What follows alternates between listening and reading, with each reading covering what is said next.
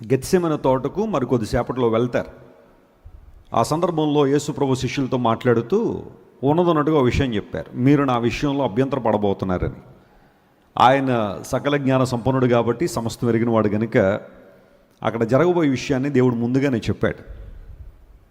చాలామంది బైబిల్ పండితులు ఈ విషయం మీద కొంచెం ఆలోచన చేసి ఎందుకు యేసుప్రభు ఆ విషయాన్ని చెప్పారు అంటే, మానవ స్వభావాన్ని ప్రభు అక్కడ మాట్లాడారు. మనుషులు ఏదో ఒక సందర్భంలో ఏదో ఒక విషయంలో ఉద్రేకపూర్వకంగా భక్తి చేసే పరిస్థితి ఉంటుంది, కానీ దేవుడు మానవ బలహీనతను ముందుగానే గుర్తెరిగాడు. నా విషయంలో మీరు అభ్యంతర పడతారు అని వారిని ఏదో అక్కడ కించపరిచినట్టు కానీ లేదా వారిని ఇబ్బంది పెట్టినట్టు కానీ మనం చూడం. మనం మంటి వారమని ఆయనకు తెలుసు అన్నాడు బైబిల్లో. మనం మంటి వారమని దేవుడు జ్ఞాపకం చేసుకున్నాడు.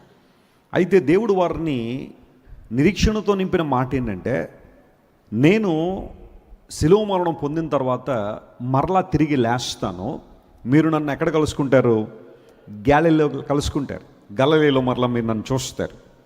వారి హృదయాల్లో ఒక నిరీక్షణ ఇచ్చాడు. వారు పడిపోతారని ప్రభువు తెలుసు, ఆయన్ని విడిచి వెళ్ళిపోతారని ప్రభువు తెలుసు. గెత్సెమనే తోటలో ప్రభువును పట్టుకున్నప్పుడు ఆల్రెడీ జకరియా గ్రంథంలో ఉన్న ఒక ప్రాఫెసీ అక్కడ ఫుల్ఫిల్ కాబోతుందని ప్రభువు ముందుగానే చెప్పేశారు.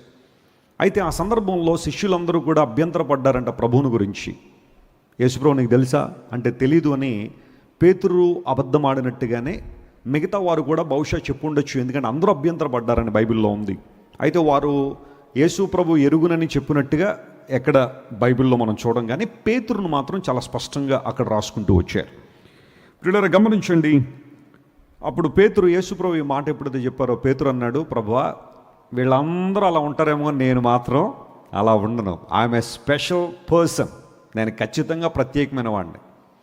నా క్యాలిబర్ ఏంటో, నా కెపాసిటీ ఏంటో, నా ఎబిలిటీ ఏంటో ఇప్పుడు చూస్తావు. నువ్వు నీ కోసం చావవలసి వచ్చినావు, నేను మాత్రం నీ విషయంలో అభ్యంతర పడనని పేతురు ఉద్రేకపూర్వకంగా తన యొక్క కమిట్మెంట్ని తెలియచేశారు. కానీ ప్రభువుకు తెలుసు ఏం జరగబోతుందో, అందును బట్టి ఆయన మౌనంగానే ఉన్నాడు. ప్రియులారా గమనించండి, ఈ సంఘటన మనం చూస్తున్నప్పుడు చాలాసార్లు మన జీవితాల్లో కూడా ప్రభువును ఒప్పుకోవాల్సిన సందర్భంలో లేదా ఆయన మహింపరచాల్సిన సందర్భంలో ఆయన ఎరుగుము అని చెప్పేస్తామట.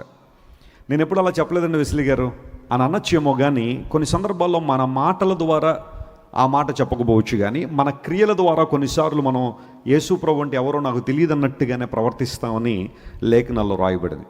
అయితే ఈ భాగాన్ని చదువుతున్నప్పుడు పరిశుద్ధాత్మ దేవుడు ఈ రాత్రి మీతో పంచుకోవాలి అని నేను ఆశిస్తున్నప్పుడు పరిశుద్ధాత్మ దేవుడు నా ముందుకు తీసుకొచ్చిన ఒక మాట ఏంటంటే, యేసు అతనిని చూచి. అందరూ చెప్పండి, యేసు ప్రభు ఏం చేశారట? ఆయన చూశారని. God had seen him. యేసు ప్రభు చూశారు. మన దేవుడు చూచుచున్న దేవుడు. ఆమేన్. బైబిల్ గ్రంథంలో యేసు అతని చూచి అనే ఆ మాటను మనం చూస్తున్నప్పుడు, ఆ చూసిన తరువాత ప్రభువు చెప్పిన ఒక అద్భుతమైన అంశము, లేకపోతే ఒక ఆజ్ఞ కావచ్చు, లేదా ఒక వార్నింగ్ కావచ్చు, జాగ్రత్త పడడానికి చెప్పే ఒక మాట కావచ్చు. యేసు అతని చూచి మౌనంగా వెళ్ళిపోలేదు. పేతురు, ఈ రాత్రి కోడి కూయక మునుపు 3 సార్లు నేను ఎరుగునని నువ్వు అబద్ధం ఆడతావు. అంటే యేసుప్రభు ఆ మాట ఎందుకు చెప్పారు, ముందుగానే ఎందుకు చెప్పారంటే, బహుశా పేతురుకి దేవుడు ఒక అవకాశం ఇచ్చారేమో, అలా జరగకుండా ఉండడానికి అవకాశం ఇచ్చి ఉండొచ్చు. కానీ పేతురు అవకాశాన్ని ఆ సమయంలో సద్వినియోగపరుచుకోలేదు. యేసు అతని చూచి, ప్రభు మనల్ని చూసేవాడు. హాగరు పేరు పెట్టింది దేవునికి ఏమని పేరు పెట్టింది? చూచుచున్న దేవుడు నీవే. ఎల్ రోయి అనే మాట మనం చూస్తున్నాం, అనగా దేవుడు చూచేవాడు. నేను బైబిల్ గ్రంథాన్ని క్షుణ్ణంగా చదువుతున్నప్పుడు యేసు అతని చూచి అనే ఆ మాటను గమనించిన తర్వాత ఇలాంటి సందర్భాలే బైబిల్లో కొన్ని చోట్ల నేను చూశాను. వాటిని కొంచెం వివరించిన తర్వాత పేతురు గారి సంగతి ఏంటో చివరిలో చూసి మనం ముగింపు ప్రార్థనలోకి వచ్చేద్దాం.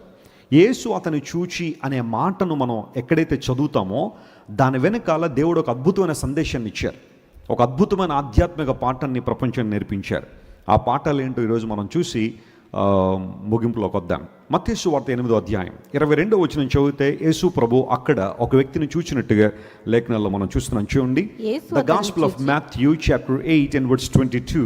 దానిలో ఈ మాట రాయబడింది, యేసు అతని చూచి. ఆ మాట అండర్లైన్ చేసుకోండి, మన కీవర్డ్ అదే కదా. యేసు అతని చూచి నన్ను వెంబడించుము. ఏమన్నారు? నన్ను వెంబడించుము, ఫాలో మీ.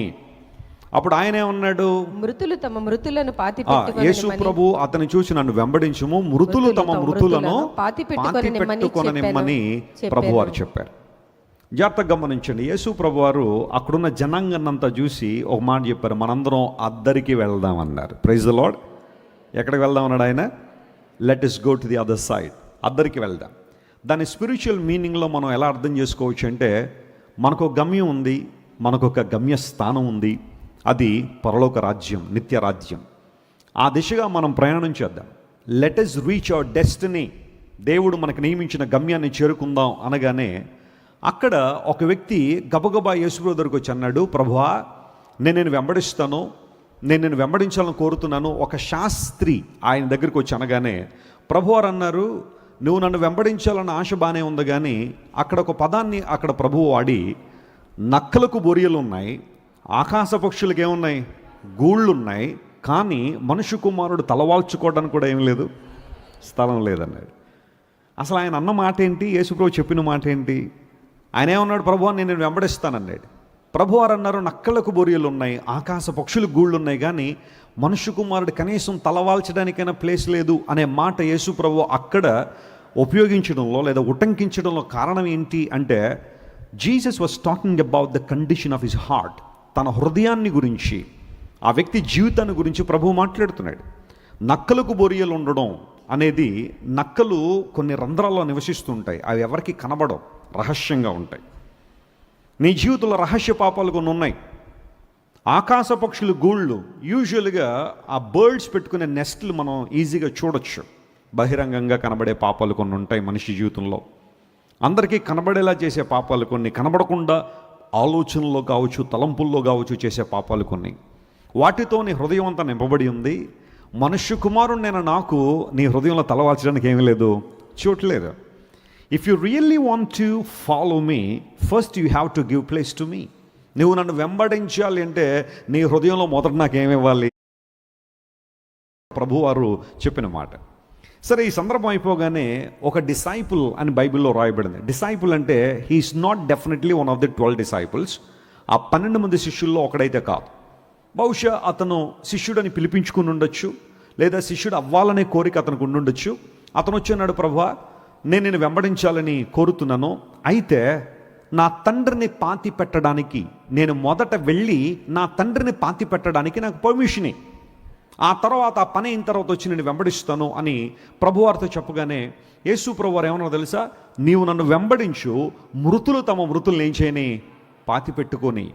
కొంతమంది వాక్య భాగాన్ని చదివి, యేసు ప్రభు ఎంత కఠినుడో కదా, తండ్రిని పాతి పెడతాను వెళ్తాను అంటే కూడా వెళ్ళనివ్వలేదే, అంత కఠినుడా? ఆయన వెంబడించడం అంటే మరీ అంత బాంధవ్యాలను, బంధాలను, కుటుంబాలను విడిచిపెట్టేసేయాలా? కనీసం పాతి పెట్టడానికి కూడా అవకాశం ఇవ్వడా అని కొంతమంది యేసు ప్రభు చెప్పిన ఈ మాటను తప్పుగా అర్థం చేసుకున్నారు. కానీ దీని మీద ఆ బైబిల్ పండితుల యొక్క రీసెర్చ్ లేదా ఎక్స్పోజిషన్ జాగ్రత్త మనం చదివితే, ఆ వ్యక్తికి ఇంకా తండ్రి చచ్చిపోలా, ఇంకా బతికే ఉన్నాడు. ఇప్పుడు ఈయన ప్లానింగ్ ఏంటో తెలుసా, నేను వెంబడించాలనే కోరిక అయితే నాకు ఉంది, కానీ let me go to my house and let me wait until my father dies. నా తండ్రి చచ్చిపోయేదాకా నన్ను వెయిట్ చేయని, నా తండ్రి చనిపోయిన తర్వాత, ఈ కార్యక్రమాలన్నీ ముగించిన తర్వాత, అన్ని బాధ్యతలు తీరిపోయిన తర్వాత, అన్ని పరిస్థితులు బాగున్నాయన్న తర్వాత, then I will come and follow you. ఆ తర్వాత వచ్చి నేను వెంబడిస్తాను అని ఆ వ్యక్తి చెప్పాడు. అక్కడ ఆ తండ్రి ఆల్రెడీ చచ్చిపోయాడని కాదు, ఇంకా బతికే ఉన్నాడు ఆయన. కానీ ఇతను ముందు చూపుగా, తండ్రి ఎప్పుడు చచ్చిపోతాడో తెలియదు, ఎంతకాలానికి చనిపోతాడో తెలియదు, but he was procrastinating the following of Jesus. ప్రభువుని వెంబడించడానికి వాయిదాలు వేస్తూ ఉన్నాడు.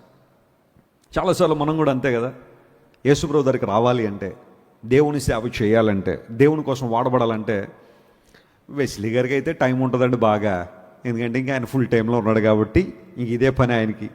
పాటలు, ప్రసంగాలు, ప్రయాణాలు ఇవన్నీ చేసుకుంటారు. కానీ మాకెక్కడ వద్దండి, 2 పిల్లలండి, ఆ తర్వాత భర్తను డ్యూటీకి పంపించాలి, పిల్లల్ని కాలేజీకి పంపించాలి, లేదా స్కూల్కి పంపించాలి, కాన్వెంట్కి పంపించాలా, ఇంట్లో వంట, ఇంటి బయట శుభ్రం చేసుకోవడం, ఇవన్నీ మాకు చాలా బిజీ ఉన్నాయి కాబట్టి మేము అంతగా వాడబడలేం.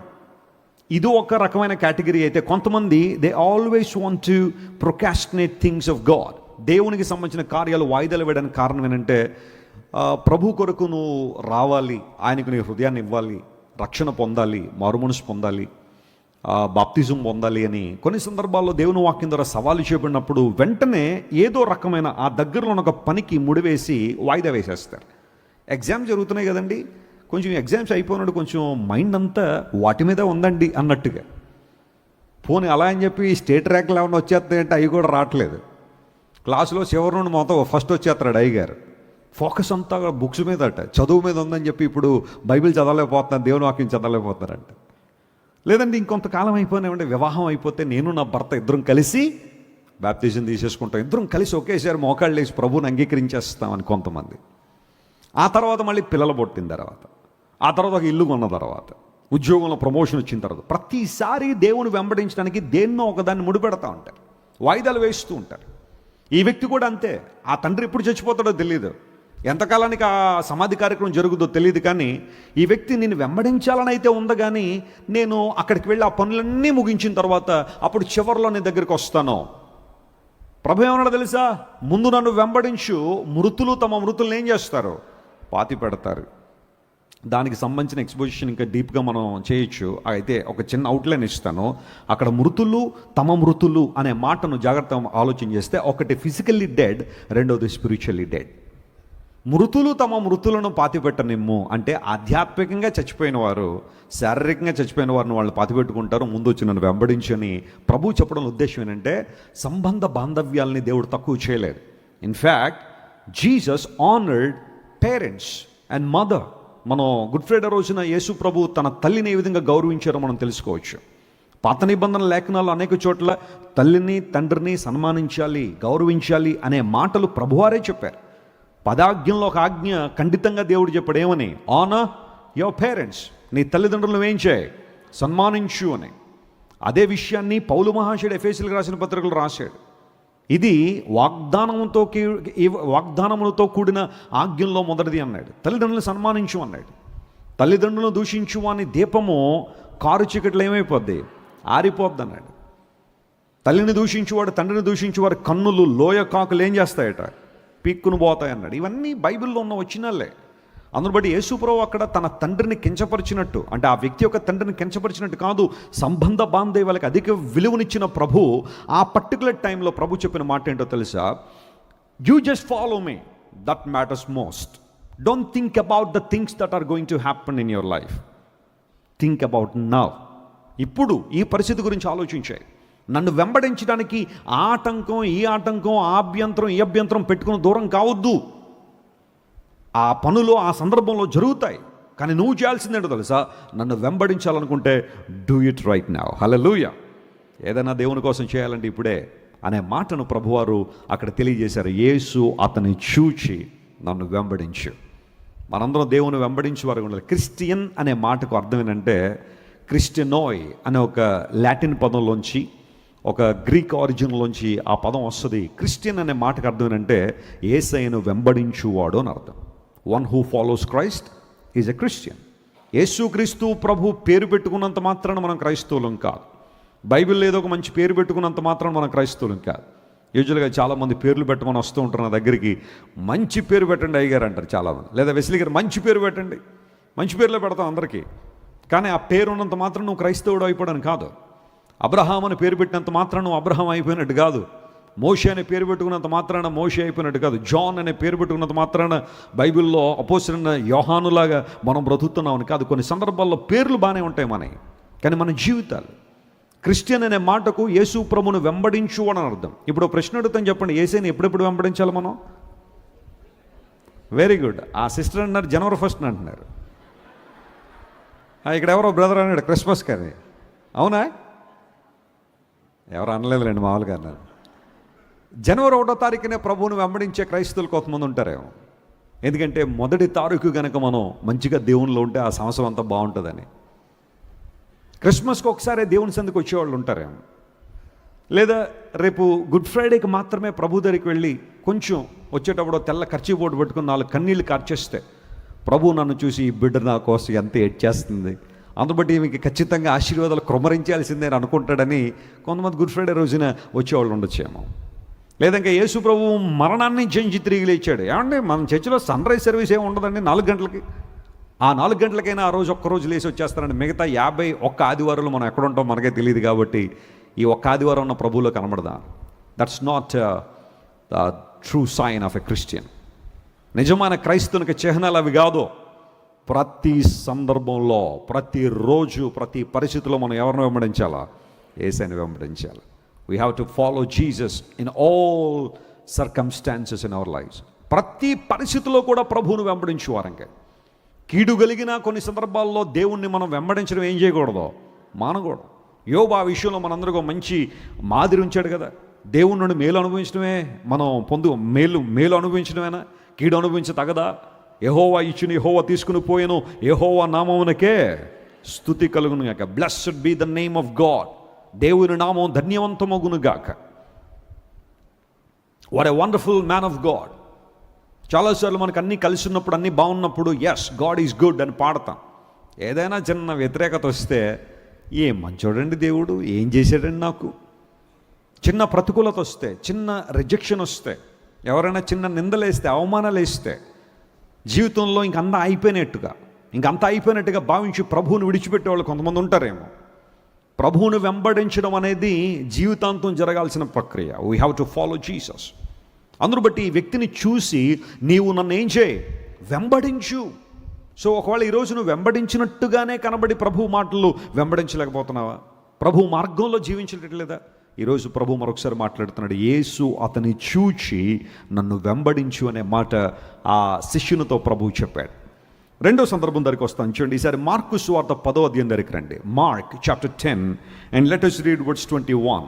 మార్కు సువార్త 10వ అధ్యాయం 21వ వచనాన్ని చదువుతున్నాను. యేసు అతనిని చూచి అతనిని ప్రేమించి. చూడండి, ఆ మాట అండర్లైన్ చేసుకోండి. అది కదా మనం ఆలోచన చేస్తున్న మాట. యేసు అతని చూచి అతన్ని ప్రేమించి నీకు ఒకటి కొదువుగా ఉన్నది. చెప్పండి, నీకే ఒకటి కొదువుగా ఉన్నది. నీకు ఒకటి తక్కువైంది.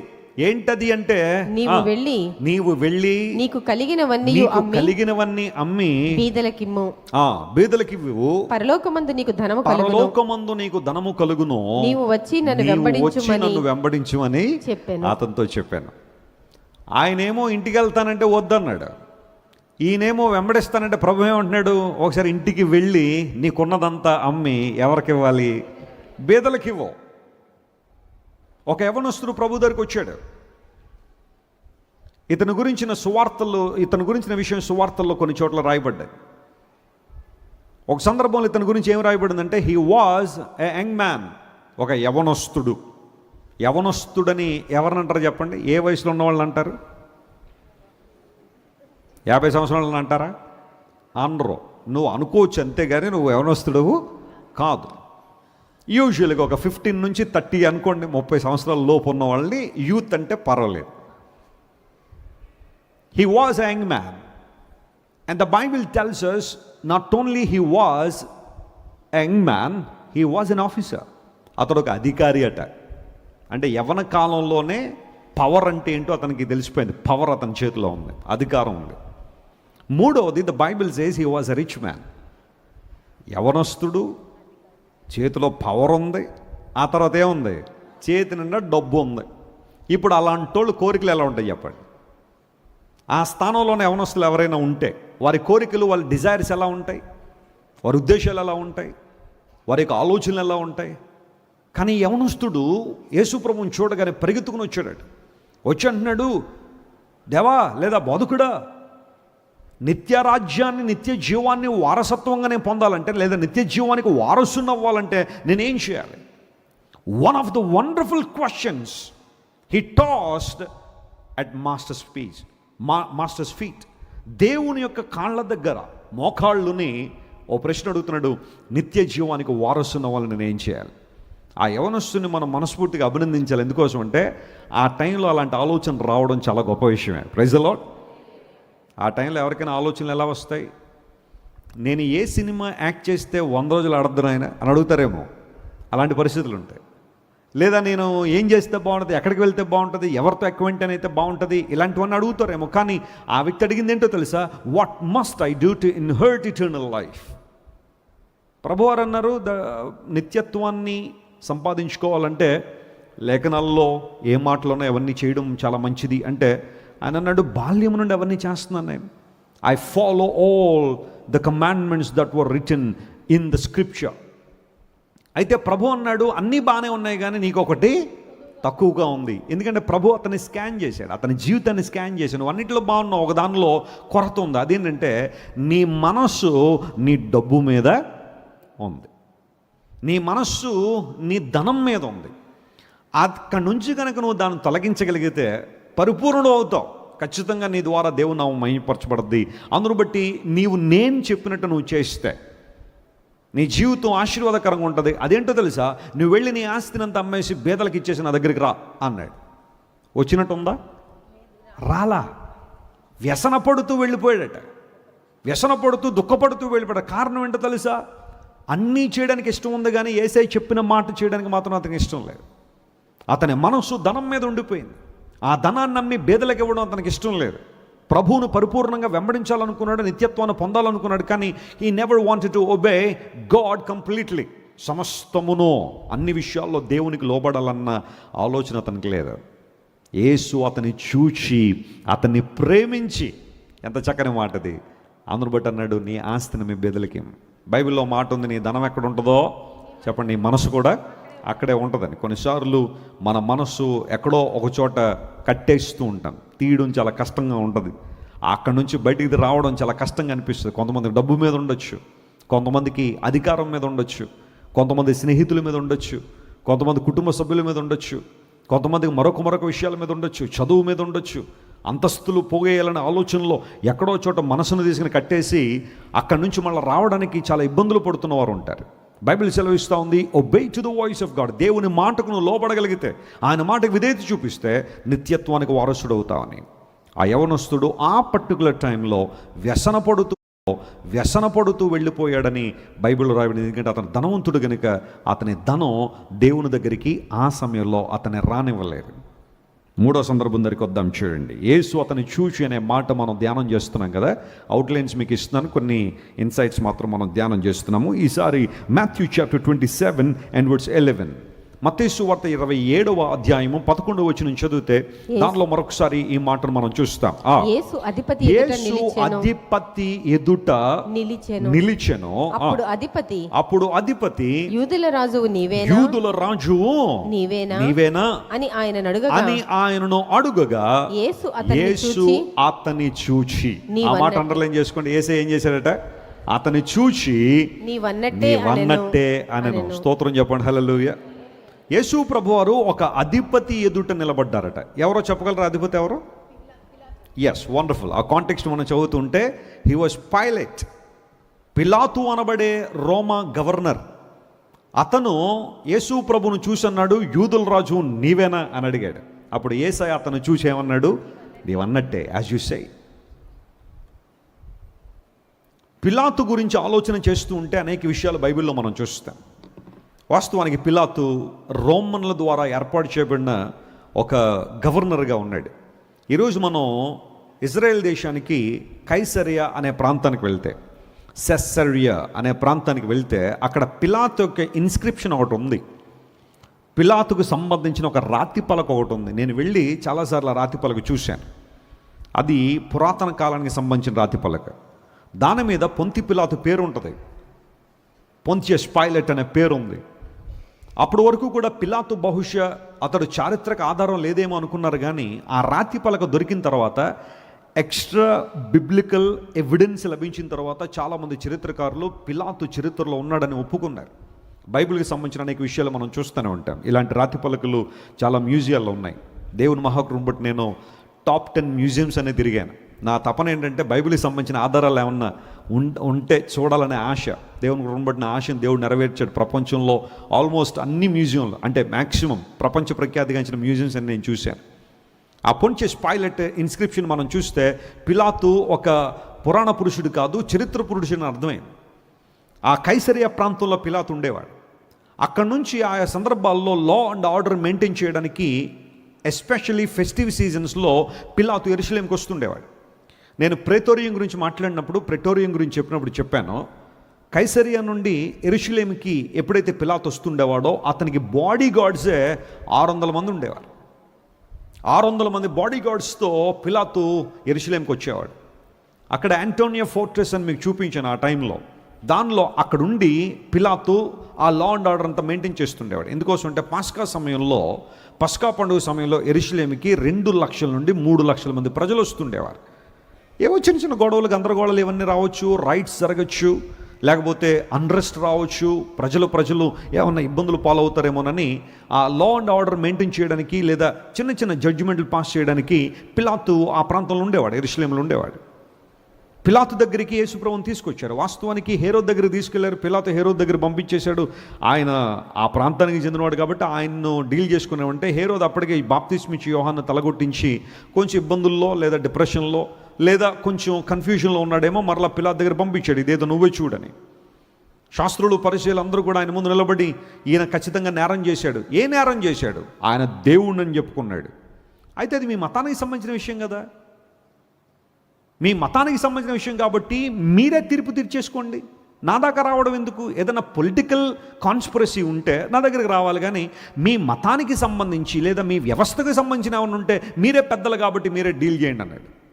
వెంటనే ప్రధాన యాజకులు కొంచెం ఇబ్బంది అనిపించింది. ఎందుకంటే ఆ కాలంలో రోమన్లు ప్రభుత్వానికి వచ్చిన తర్వాత యూదా ప్రధాన యాజకులకు కానీ వారి అధికారులకు కానీ ఒక అవకాశాన్ని వారు తీసేశారు. ఏ వ్యక్తికైనా మరణశిక్ష విధించే అధికారం వారి నుండి తీసేశారు. అంతకుముందంతా కూడా రాళ్లతో కొట్టేయడం, ఏదైనా ఇబ్బంది అయితే అలాంటి వారిని హింసించడం అనేది వారి చేతుల్లో ఉన్నప్పటికీ కూడా రోమన్లు వచ్చిన తర్వాత ఎస్పెషల్లీ ఆ అధికారాన్ని వారి నుండి తొలగించారు. మీరు ఎవరికీ మరణశిక్ష విధించడానికి వీల్లేదు. కావాలంటే మీ మతం నుండి బహిష్కరించండి, ఎక్స్కమ్యూనికేట్ చేసేయండి. యోధా మతంలో అతను ఉండనివ్వకండి, కానీ మరణశిక్ష విధించద్దు. మరణశిక్ష విధించబడాలంటే ఖచ్చితంగా మేము ఆజ్ఞ జారీ చేయాల్సిందే. కాబట్టి అందును బట్టి యేసు ప్రభుని వారి మతం ప్రకారం, యూదా ప్రకారం శిక్షించాలనుకుంటే బహిష్కరణ చేయాలంతే. అది వారికి ఇష్టం లేదు. యేసు ప్రభుని మరణశిక్షకి అప్పగించాలన్నారు కాబట్టి పిలాతు దగ్గర తీసుకొచ్చి అలా కాదండి, అది ఒక్కటే అయితే మీ దగ్గరికి ఎందుకు వస్తాం, మేమే డీల్ చేసుకుందాం, మేమే ఈయన్ను బహిష్కరణ చేసేద్దాం. ఈయన ఏమన్నాడు తెలుసా?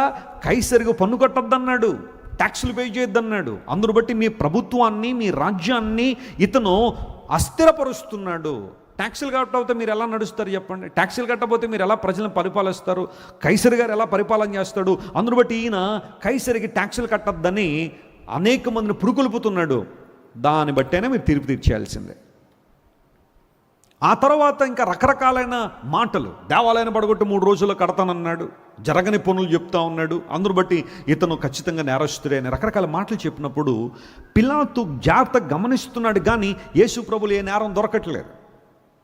ఆ అధిపతి యేసు ప్రభు ముందు నిలబడి, నేను చెప్పాను ప్రేతోర్యం గురించి మాట్లాడుతున్నప్పుడు, వీరందరూ బయట ఉన్నారు, యేసు ప్రభు లోపల తీసుకొచ్చారు. వీళ్ళు ఎందుకు లోపలికి రాలేదంటే ఆ రోజు పస్కా భుజించకుండా ఒక అన్య మందిరంలో కనుక వస్తే వారు మైలుపడిపోతామని చెప్పి ప్రధాన యాజకులు రాలేదు.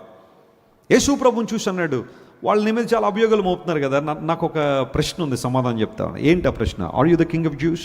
నీవు యూదుల రాజు నీవేనా అంటే, ప్రభువారు నేను కాదు, ఎవరన్నారు అని అంటే వాళ్ళెవ్వరికీ తెలియకుండా, బయట వాళ్ళు ఎవరికి తెలియకుండానే ఎస్కాట్ ఇచ్చి పంపించేసేవాడు యేసు ప్రభువుని బయటికి. కాదన్నాడు కదా, ఎందుకు అనవసరంగా ఆయన ఇబ్బంది పెడుతున్నారని.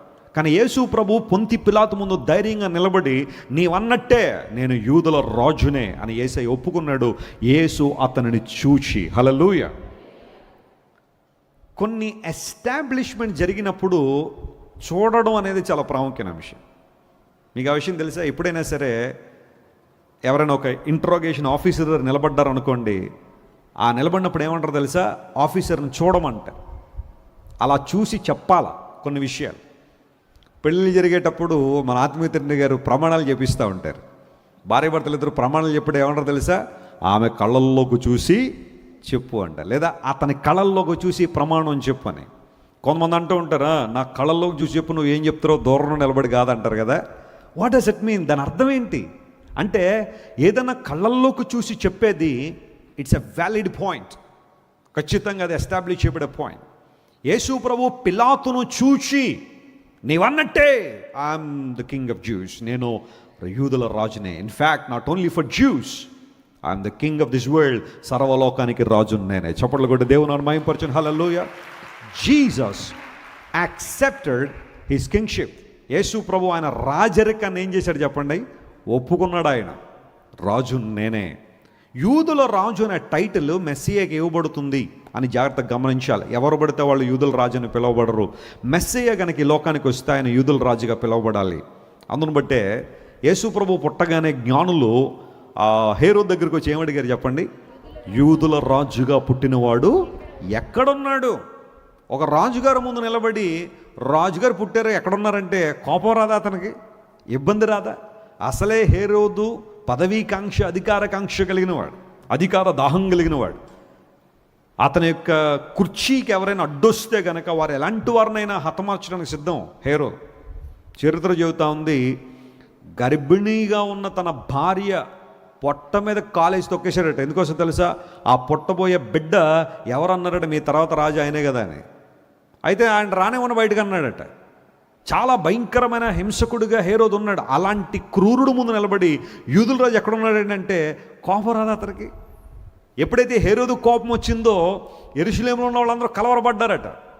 ఎందుకోసం? రాజుగారు కోపం వస్తే ఆయన ఎలాంటి నిర్ణయాలు తీసుకుంటాడో తెలియదు, ఎలా ప్రవర్తిస్తాడో తెలియదు. కొన్నిసార్లు మనకు కూడా ఎవరి మీద కోపం వచ్చిందనుకోండి, ఏం చేస్తాం? రకరకాల నిర్ణయాలు. ఏం చేస్తామో తెలియదు. ఆ 2 నిమిషాలు, 3 నిమిషాలు, 5 నిమిషాల్లో ఇంకా మన కంట్రోల్ తప్పేస్తాం. కొంతమంది స్త్రీలు ఉంటారు, కోపం రాగానే ఏం చేస్తారు చెప్పండి? చెప్పరా? నేనే చెప్పాలా? కిచెన్లోంచి సామాన్లను ఏం చేస్తారు? బయటికి విసిరేస్తూ ఉంటారు. ఎంతో మక్కువ పడి వాళ్ళ అమ్మగారి నుండి తెచ్చుకున్నాయో లేదా భర్త గారు కొనిచ్చినాయో ఆ సామాన్లను ఏం చేస్తుంటారు? బయటికి విసిరేస్తుంటారు. యవనస్తులకు కోపం రావాలి, ఏం చేస్తారు తమ్ముళ్ళు చెప్పండి?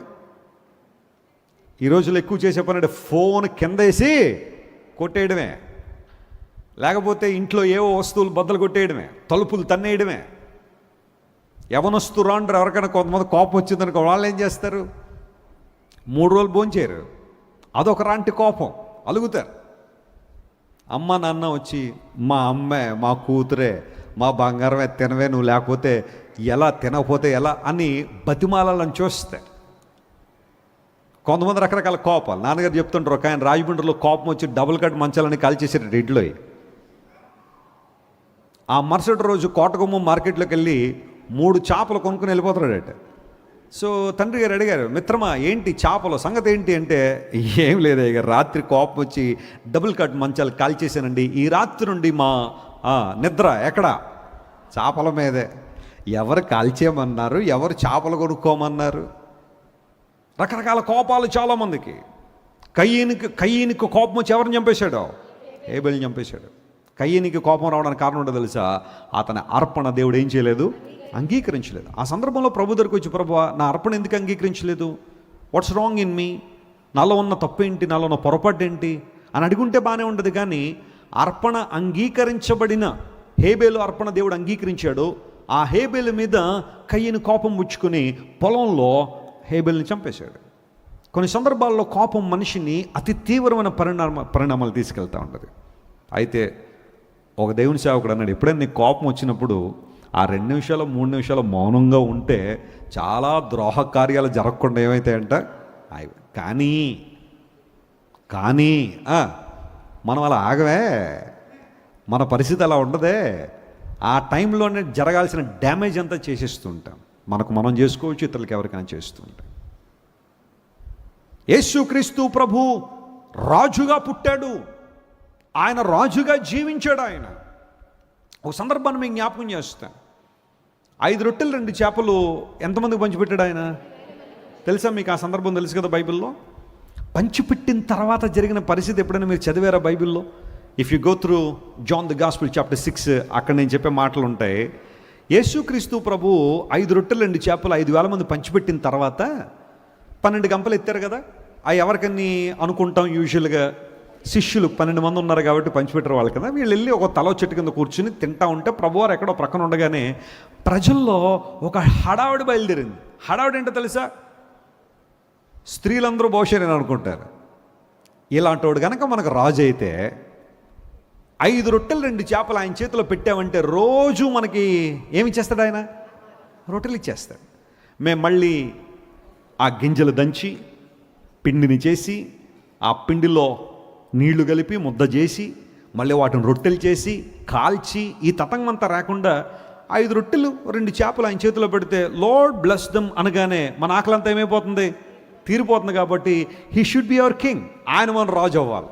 అందులో మీరు ఏం చేస్తారో మాకు తెలియదు, అర్జెంటుగా ఆయన రాజుగా చేసేయండి అని చెప్పి స్త్రీలందరూ పురుషుల్ని చెప్పండి ఏం చేశారు, ప్రోత్సహించారు. వెంటనే పురుషులందరూ వచ్చి ప్రభు దగ్గరికి వచ్చి, ప్రభువా నిన్ను రాజుగా చేద్దాం అనుకుంటున్నాను అన్నారు. ఒక కిరీటం తయారు చేశారట అప్పటికే. ఆయనకు ఒక కిరీటం అక్కడ దగ్గర మరి ఏం దొరికినాయో తెలియదు, వాటితో ఒక కిరీటం తయారు చేసేసి, ఇక్కడే నువ్వు ఒప్పుకుంటే నిన్ను జాగ్రత్తగా కుర్చీ మీద కూర్చోబెట్టి నిన్ను రాజుగా అభిషేకించేద్దాం అనుకుంటే ప్రభు ఏమన్నాడు తెలుసా, ఇంకా ఆలస్యం ఎందుకయ్యా, కెమెరాలు రాలేదా, వీడియో కెమెరాలు తేలేదా, మీడియా వచ్చిందా అన్నాడు ఆయన.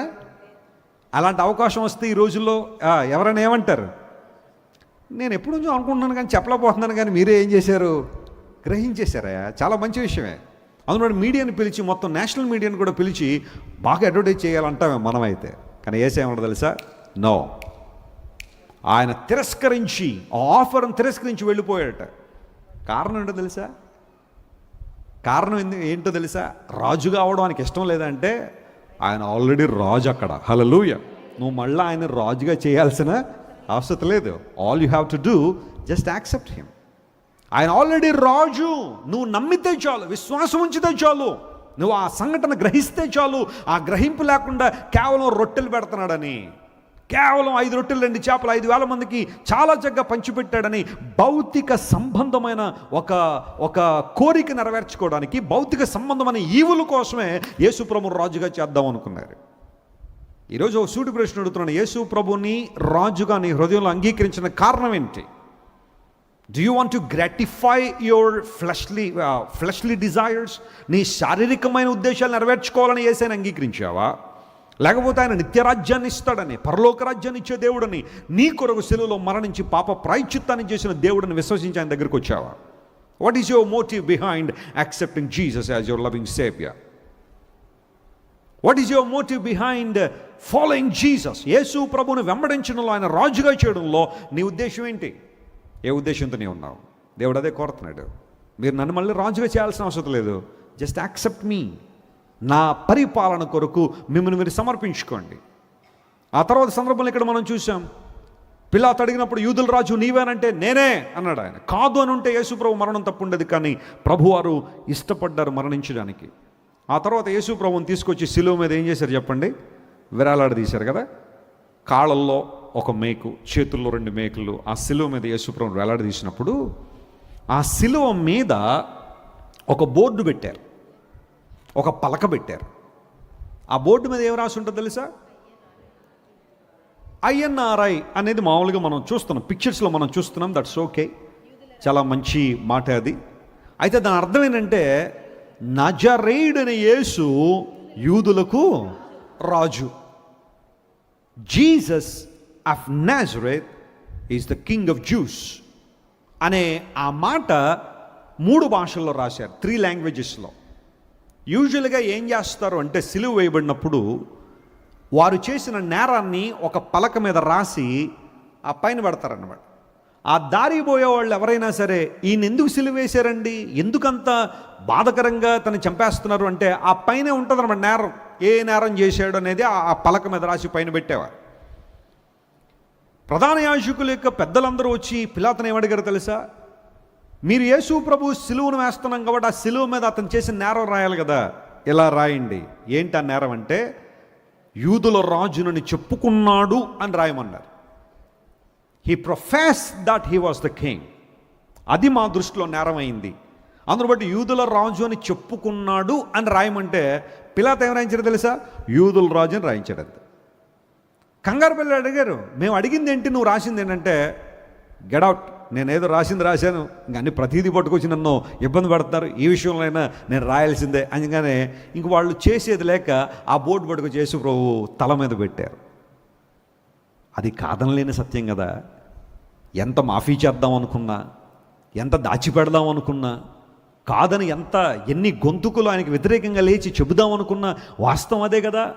ప్రభు తన చిత్తాన్ని అక్కడ నెరవేర్చాడు. యూదులకు రాజు, నజరేయుడైన యేసు యూదులకు రాజు, INRI. ఆ మాటను యేసు ప్రభు తల మీద పెట్టారు, యూదుల రాజుగా. ప్రియులారా గమనించండి, యేసుక్రీస్తు అతని చూచి నీవన్నట్టే అని యేసు ప్రభు ఎందుకు అక్కడ ఒప్పుకున్నారు, ఎక్నాలెడ్జ్ చేశారు అంటే ఆయన కేవలం యూదులకు మాత్రమే కాదు, సర్వలోకంలో ఉన్న వారందరికీ రాజుగా ఉండాలనే ఆశపడుతున్నాడు ఆయన. ప్రకటన గ్రంథంలో అనేకసార్లు మనం చూస్తే ఆయన రాజులకు రాజు, ప్రభువులకు ప్రభు, is the king of kings and Lord of lords. ఆ మాటను అనేకసార్లు బైబిల్లో మనం చూడడానికి కారణం అదే, ఆయన మన రాజుగా ఉన్నాడా.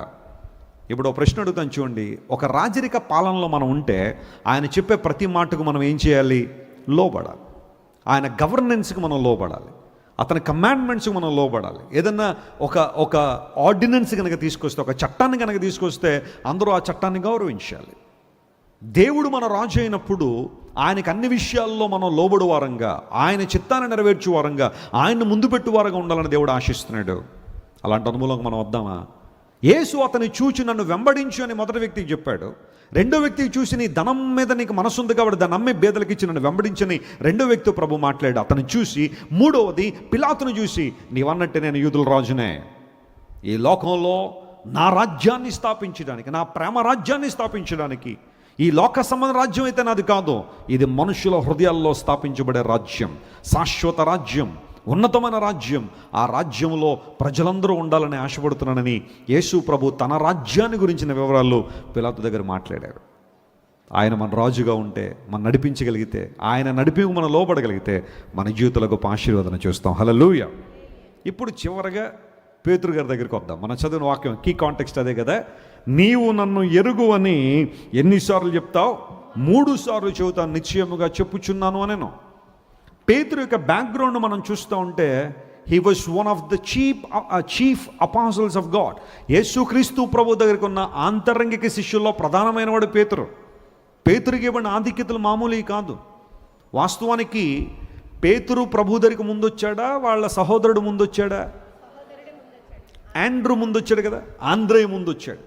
కానీ ప్రభువారు ఆంద్రేయ ముందు వచ్చినప్పటికీ కూడా, ఆంద్రేయ వెళ్ళి పేతురుని తీసుకొచ్చినప్పటికీ కూడా పేతురికి చాలా ప్రధానమైన స్థానాన్ని ఇచ్చాడు. పేతురు ఒక జాలరీ, ఒక ఫిషర్మెన్. అలాంటి వ్యక్తిని యేసు ప్రభు ప్రేమించి అతని స్థానాన్ని ఎలివేట్ చేసి ఆంతరంగిక శిష్యుడిగా పేతురుని దేవుడు ఉంచాడు. ఎవ్వరూ వెళ్ళని కొన్ని స్థలాలకి పేతురు వెళ్ళాడు యేసు ప్రభుతో కలిసి.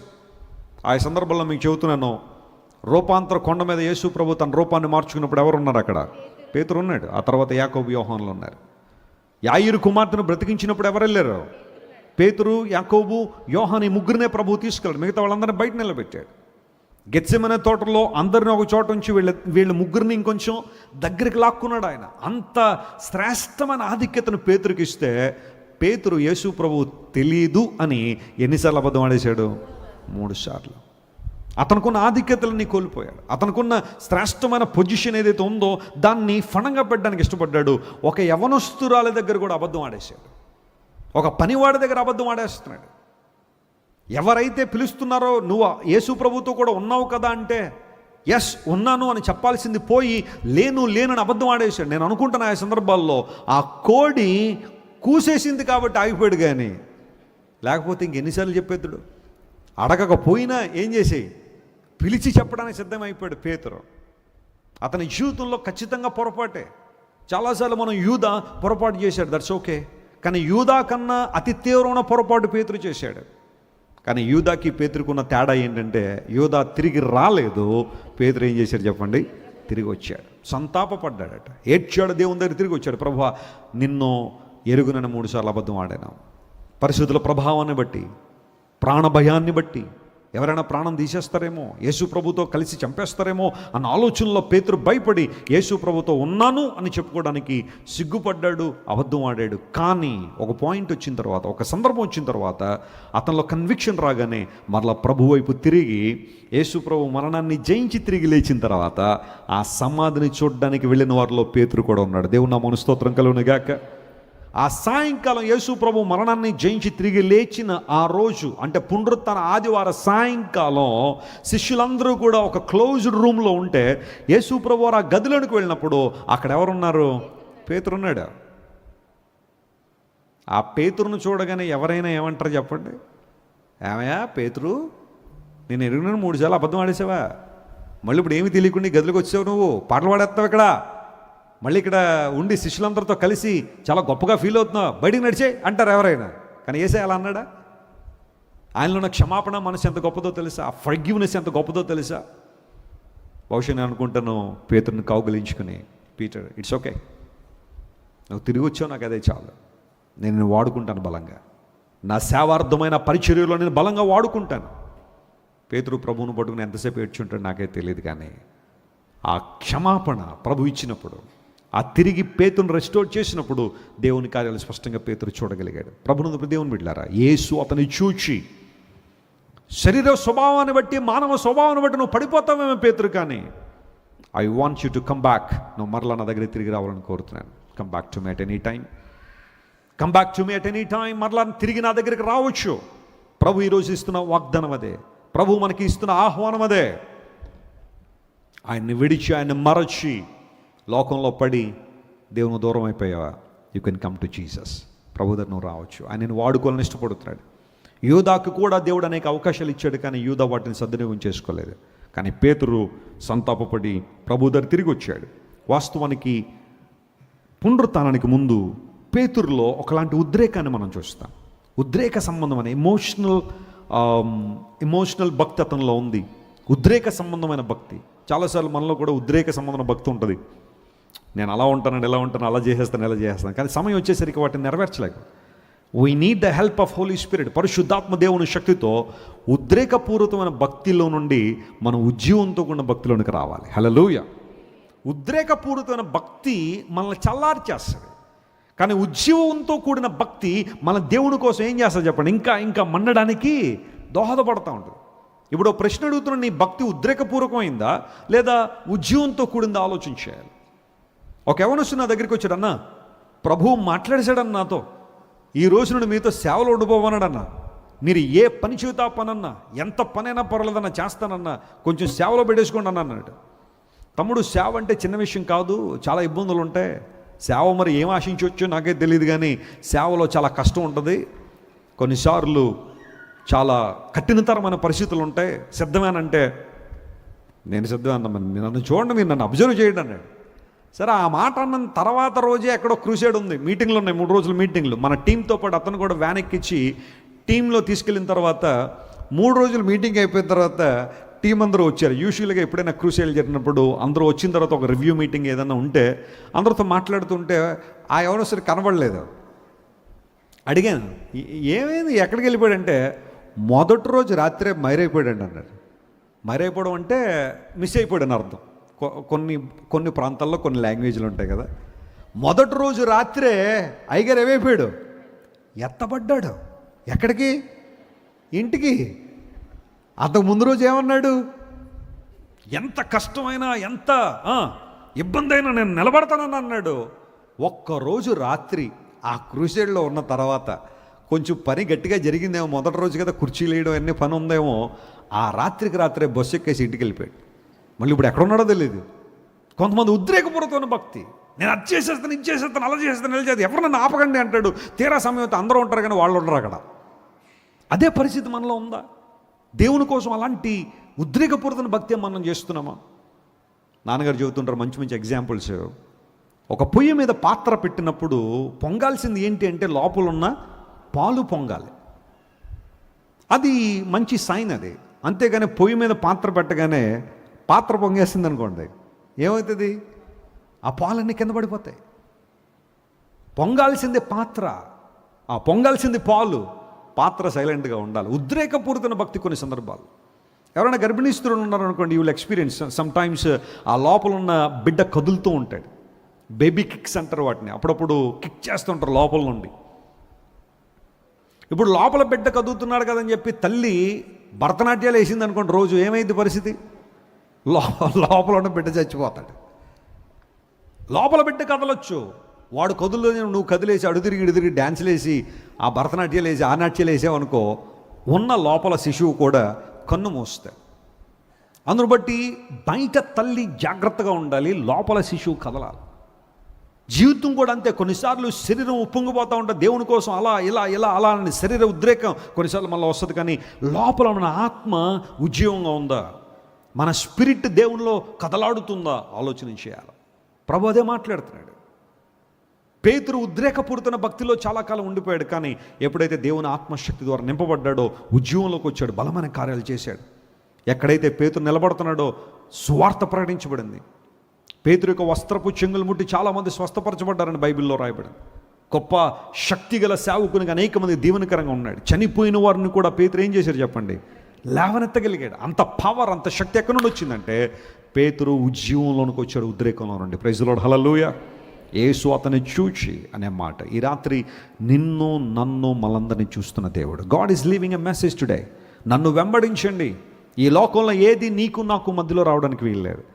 యూదుల రాజు నేనే అని ప్రభువు చెప్పడం ద్వారా ఆయన అధికారానికి మన జీవితంలో ఒప్పుకోగలిగితే మన మార్గాలు సరళం చేసి తన మహిమ కొరకు వాడుకోవడం దేవుడు ఇష్టపడుతున్నాడు. అలాంటి అనుభవంలోకి వద్దామా? కళ్ళు మూసుకొని ప్రార్థన చేసుకుందాం. అందరూ కళ్ళు మూసుకునండి. ప్రభువు మనల్ని చూచాడు, మనల్ని బలపరిచిన దేవుడు, మనల్ని స్థిరపరిచిన దేవుడు, నూతన శక్తితో మనల్ని నింపగలిగిన దేవుడు. అందరూ కళ్ళు మూసుకొని ప్రార్థన చేసుకుందాం. జీ మైనర్ పట్టుకున్నాను. అందరూ దేవుని వైపు మనం. This is the time to look an to God. అవునయ్యా, నీ ప్రేమ గొప్పదయ్యా, మా పట్ల నీకున్న ప్రేమ గొప్పది. మనల్ని చూచాడు ఆయన. శిష్యుడిని చూచి నన్ను వెంబడించు, మృతులు తమ మృతులను పాతిపెట్టుకుని నిమ్మో. నువ్వు నాకు ఇవ్వాల్సిన ప్రాధాన్యత అదే. ధనవంతుడని యవనస్తుని చూసి ప్రభు అన్నాడు, అతన్ని చూచి అతన్ని ప్రేమించి నీవు కూడా నన్ను వెంబడించాలంటే నీ మనసు ఎక్కడైతే ఉందో, వేటి మీదైతే నీ మనసు ఉందో వాటి నుండి త్రిప్పేయి.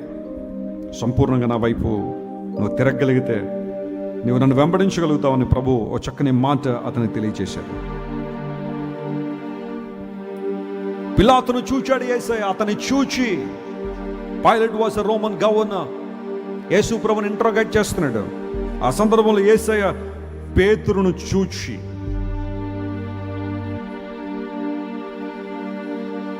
యూదుల రాజు నేనే అని చెప్పాడు. యేసయ్య పేతురును చూచి అతని స్థితి ఏంటో చెప్పాడు. నువ్వు జాగ్రత్తగా ఉండాలి పేతురు. కానీ పేతురు ఆ పర్టికులర్ టైంలో పడిపోయినప్పటికీ ఆ తర్వాత తిరిగి లేచాడు. ఈరోజు నిన్ను నన్ను చూస్తున్న దేవుడు, మళ్ళీ బలపరిచే దేవుడు. జీమై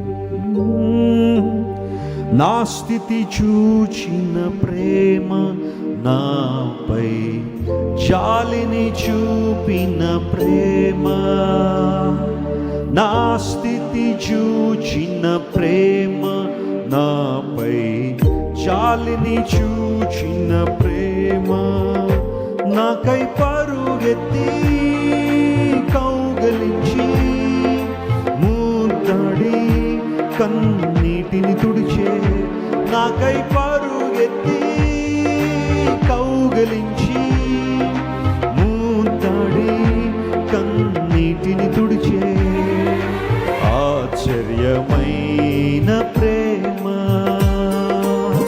కల్వరిలోని ప్రేమ, మరణము కంటే బలమైన ప్రేమది, నన్ను జయించే నీ ప్రేమ, మరణము కంటే బలమైన ప్రేమది, నన్ను జయించే నీ ప్రేమ, ఆశ్చర్యమైన ప్రేమ. అందరూ లేచి నిలబడదాం, ముగి ప్రార్థన చేసుకుందాం. Everyone stand wherever you are. అందరూ మీరు రెండు చేతులు ఆకర్షించారు. మన కోసం పరిగెత్తి వచ్చిన ప్రేమ, మనల్ని చూచిన ప్రేమ, మన స్థితిని చూచిన ప్రేమ, జాలిని చూపిన ప్రేమ, సందేశాన్ని ఇచ్చిన ప్రేమ, తన వైపు తిరగడానికి అవకాశం ఇచ్చిన ప్రేమ, యేసుని ప్రేమ.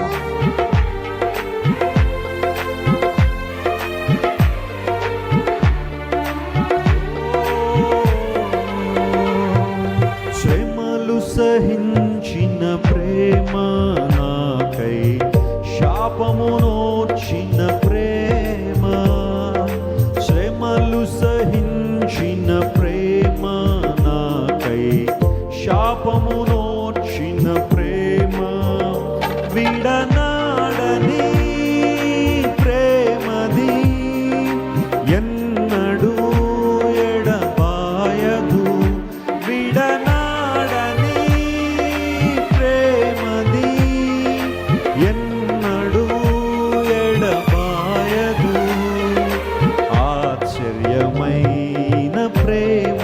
అవునయ్య, నీ ప్రేమ ఆశ్చర్యమైన ప్రభువా, మమ్మల్ని విడిచిపెట్టని ప్రేమ, లోక ప్రేమలు, లోక సంబంధం మనుష్యులు కొంతకాలం ఉండి విడిచిపెట్టేస్తారేమో, కానీ నీ ప్రేమ మమ్మల్ని విడిచిపెట్టిన ప్రేమ, మమ్మల్ని ఎడబాయిన ప్రేమ కనుక నీకు స్తోత్రాలే.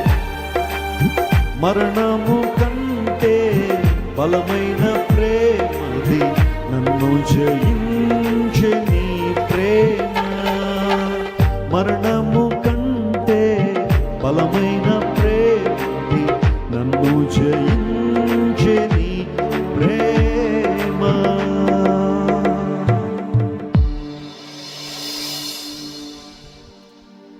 అవునేసయ్య, మమ్మల్ని చూచిన ప్రేమ అనేది ప్రభు.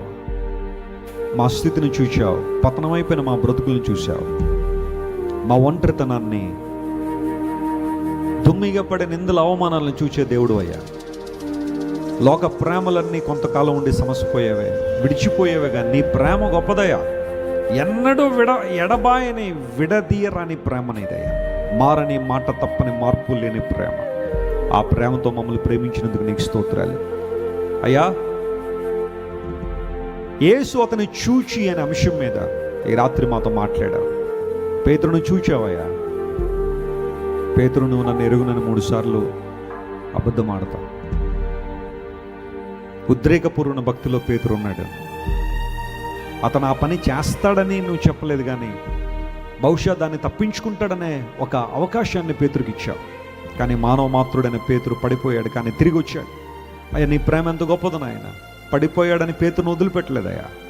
తిరిగి రాగానే కౌగులించుకున్నావు, చేర్చుకున్నావు, బలంగా వాడుకున్నావు, నీ రాజ్య విస్తరణలో ఉపయోగించుకున్నావు. ప్రభు నీకు స్తోత్రాలు. మా గత జీవితాలు ఎంత భయంకరమైందని నువ్వు చూడడం లేదు, కానీ నీకు మా జీవితాలు అప్పగించినప్పుడు ఎంత ప్రభావవంతంగా మనం వాడుకుంటామన్నది నువ్వు చూస్తున్నావు. అందుని బట్టి నీకు స్తోత్రాలు. నిన్ను వెంబడించడానికి ప్రభు కొన్నిసార్లు మేము వాయిదాలు వేస్తున్నామేమో అయ్యా. రక్షణ పొందడానికి, మారుమనసు పొందడానికి వాయిదాలు వేసే మనసు ఎవరిలో ఉందేమో. మొదటి వ్యక్తితో మాట్లాడి నన్ను వెంబడించు, మృతులు తమ మృతులను పాతిపెట్టుకుని నిమ్ము. ప్రభువా, నువ్వు చెప్పాలనే మాట చాలా సూటిగా, స్పష్టంగా మీరు మాతో మాట్లాడినందుకు నీకు స్తోత్రాలు. యూదుల రాజు నీవేనా? నీవన్నట్టే పిలాతును చూచి ఆ మాట చెప్పావయ్యా. నువ్వు ఎస్టాబ్లిష్ చేసావు ఆ ఫ్యాక్ట్. నందు బట్టి నీకు స్తోత్రాలు. నిన్ను మా రాజుగా అంగీకరించిన ఆయన మా జీవితాల ముందు కొనసాగడానికి సహాయం చేయండి. ఈ రాత్రి ఈ వాక్యాన్ని ఎంతమంది అయితే తమ హృదయాలకు తీసుకున్నారో వారందరినీ బలపరచండి. ఆన్లైన్లో కూడా కొన్ని వేల కుటుంబాలు ప్రతి రాత్రి నీ సిలువ సందేశాలు వింటూ ఉండగా వారిని కూడా బలపరిచి మహిమతో నింపండి అయ్యా. నీవు మమ్మల్ని ప్రేమించిన విధానాన్ని ఎల్లప్పుడూ తలపోసుకుంటూ నేను మహింపరచడానికి మీరే సహాయం చేసి నడిపించమని. ఎవరైతే శ్రమల్లో, ఇబ్బందుల్లో, డిప్రెషన్లో, యాంగ్జైటీలో, కన్నీటిలో ప్రభువా, ఒంటరితనంలో ఉన్నారో, ఎవరితో చెప్పుకోలేని వేదన, బాధ, ఎమోషనల్గా ప్రభువా చెదిరిపోయి ఉన్నారో, షాటర్ అయిపోయి ఉన్నారో ప్రభువా, కనికరించి సహాయం చేయండి. నీ సహాయాన్ని వారికి ఇవ్వండి. వారి చేయి పట్టుకు లేవనెత్తండి ప్రభువా. పరిస్థితులు ఏం జరుగుతున్నాయో తెలియక కోపోద్రేకంతో నాయన, ఎమోషనల్ ఇంబ్యాలెన్స్ ఎవరికైతే ఉందో కనికరించండి ప్రభువా, బలపరచండి. ఆ కోపంలో కొన్నిసార్లు మేము కొంతమందిని గాయపరుస్తున్నాము, మమ్మల్ని క్షమించండి. కొంతమందిని ఇబ్బంది పెడుతున్నాము, మమ్మల్ని క్షమించండి ప్రభువా. నీ నీతిని, నీ ప్రేమను మా హృదయాల్లో ఉంచుకుని అనేక మంది దీవెనకరంగా, ఆశీర్వాదకరంగా, మా ద్వారా అనేక మంది దీవెన పొందినట్లుగా, సంతోషాన్ని అనుభవించినట్లుగా మీరే సహాయం చేసి నడిపించి బలపరచమని. విన్న వాక్యాన్ని అనేక మందిలో మీరు పదిలపరచండి. మా ఆత్మీయ తల్లిదండ్రులు బట్టి నీకు వందనాలు ప్రభు. ఆత్మీయ తల్లి గారు హైదరాబాద్లో ఉన్నారు, వారిని కూడా దీవించండి, బలపరచండి. వారి ప్రార్థనలు ఎంతగానో సంఘాన్ని బలపరుస్తుండగా నూతన కార్యాలు ఇంకా జరిగించండి. ఆత్మీయ తండ్రి గారిని బట్టి నీకు స్తోత్రాలు. బ్లెస్సీ గారు ఈరోజు ఆత్రేయపురంలో వాక్యం అందిస్తుండగా బలంగానే వాడుకునండి. ఈ పరిచర్య ద్వారా వెదజల్లబడుతున్న సువార్త అంతటిని బట్టి నీకు స్తోత్రాలు. వచ్చే వారంలో ఒంగోలులో జరగబోతున్న సభలు నీ చేతిలో పెడుతున్నాం ప్రభువా. బలమైన ఉజ్జీవాన్ని ఒంగోలు పట్టణంలో మీరే తీసుకురమ్మని, సువార్త ద్వారా గొప్ప వెలుగు ఆ ప్రాంతాన్ని కమ్ముకున్నట్లుగా మీరే సహాయం చేయండి. ఈ పరిచర్యను ప్రోత్సహించి సహకరిస్తున్న ప్రతి ఒక్కరిని మీరు దీవించండి, ఆశీర్వదించండి. ఘనతయు మహిమయు ప్రభావం నీకు మాత్రమే ఆరోపిస్తూ మా ప్రభును రక్షకుడని యేసుక్రీస్తు వారి అత్యున్నతమైన నామం పేరట ఈ మా మనవులు సమర్పించి వేడుకొనిచున్నాము తండ్రి. ఆమేన్. మన తండ్రి అయిన దేవుని యొక్క ప్రేమ, ప్రభు అని యేసుక్రీస్తు వారి యొక్క శాశ్వత కృప, పరిశుద్ధాత్మ దేవుని యొక్క ఆదరణ, ఆశీర్వాదం, నడిపింపు సదాకాలం మనకు తోడే నడిపించును గాక. ఆమేన్. ఆమేన్. ఒకసారి మీ ప్రకారం తిరగండి, షేక్ హ్యాండ్ ఇవ్వండి. రేపు తప్పకుండా కలుద్దామని చెప్పండి. All right, God bless you. Have a